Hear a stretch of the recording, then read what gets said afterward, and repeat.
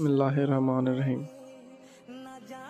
High দর্শক, আপনারা দেখছেন আমাদের এই শুকনো গরুটাকে আসাদ অ্যাগ্রো ফার্ম মোটা তাজাকরণের জন্য নিয়ে আসা হয়েছে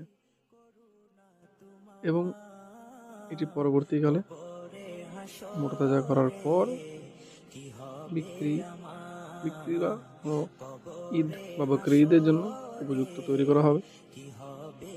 গরুটি খুবই রোগা, দেখাই যাচ্ছে গায়ে হাতে ছাল টাল সব উঠে গেছে, একদমই উঠে গেছে।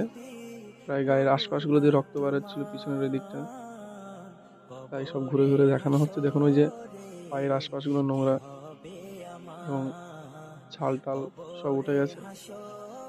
এই কিছুক্ষণ আগে আনা হলো এবং এটিকে সুন্দরভাবে স্নান টান করানোর পর, পরিষ্কার পরিচ্ছন্ন করার পর এর সাধারণ বা জেনারেল ট্রিটমেন্ট করানো হবে এবং সেই সাধারণ ট্রিটমেন্ট করানোর পর তার যেমন খাওয়া দাওয়ার লিভার টনিক, যাতে সে খুব তার ডাইজেশন ভালো হয় এবং দ্রুত খাবার খাওয়া ধরে।